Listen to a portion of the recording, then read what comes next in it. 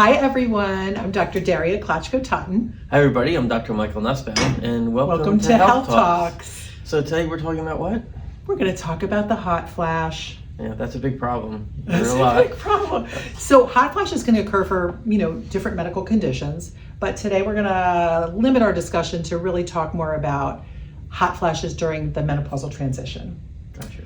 And hot flashes, it's one of the primary symptoms of perimenopause or the menopausal transition. And it can be really one of the most distressing symptoms that women can have.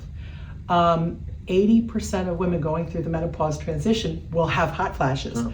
So if you're one of the lucky 20%, count yourself really, really lucky, because it's something that could be so, horrible for women and very distressing. So if a woman is not having hot flashes, how do they know they're actually in perimenopause? That is a very good question. So women can tell most of the time because one of the first signs is menstrual irregularity. So in the beginning, when we're first starting the transition, our periods can change. And typically in the beginning, the first phase of perimenopause is that the cycles start to get a little shorter, where somebody used to have 28, to 30-day cycles. All of a sudden they start to notice they're coming every 24 days, every 23 days. And then as we, go through this transition, we start to notice that the periods start to get more irregular, that they start to skip.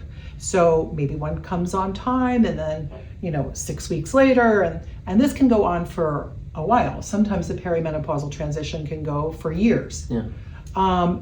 At the later stage, when we're closer to menopause, which is the actual cessation of periods for a year, we start to notice that the periods start to skip and skip and skip. And just when you think it's all over and you're boarding that plane to that exotic location for your once-in-a-lifetime trip, bam, there it comes. So it gets very unpredictable, our cycles, and it's something that's usually the sign that we're entering that transition. And this usually occurs when we're about 45 to 52 years of age. So I see a lot of patients who come in because they're struggling with weight gain when they're entering this perimenopausal period. How does that play out hormonally? What's happening there? So we're on a hormonal roller coaster when we're going through the transition. It's one day, we might feel one way, and another next day, and it's very hard to predict how the hormones are being secreted at that time. So this interplays with a lot of things that's going on in midlife. So we can't blame it all on the hormones with the weight loss, but it can lead to, there's reasons of inactivity. Maybe Sure. At this point in life, we're not as active as we used to.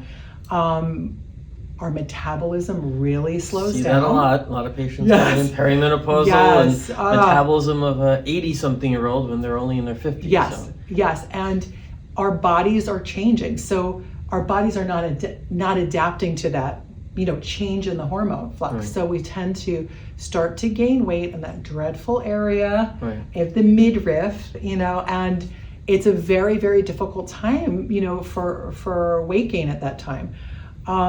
So there's things that we can do. Right, I was going to ask, because for weight loss, obviously we put the patients on a semaglutide or tirzepatide, get them to start losing weight. But after they've lost the weight, they really need to see someone like you to figure out what to do about the hormones so they don't put the weight back on. Right. And it's all about, also changing your lifestyle and starting to realize that, maybe we can't eat like the way we did when we were 20.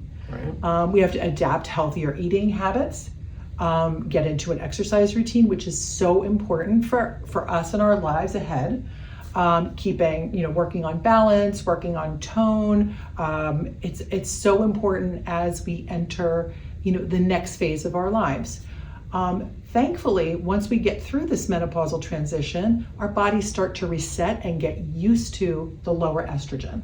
And a lot of us can, live healthy, happy lives after that, but some of us might not get through that as well, and those people might be candidates for something like hormone replacement That's therapy. what I was going to ask you. So what do you typically prescribe for someone who's perimenopausal, you're gaining weight, you're in a weight loss program maybe, but now you're looking at, okay, I reached almost my goal and I want to keep this weight off, and what would you do for someone like that? So I think we have to see and look at look at what's going on with that person and look at the whole picture.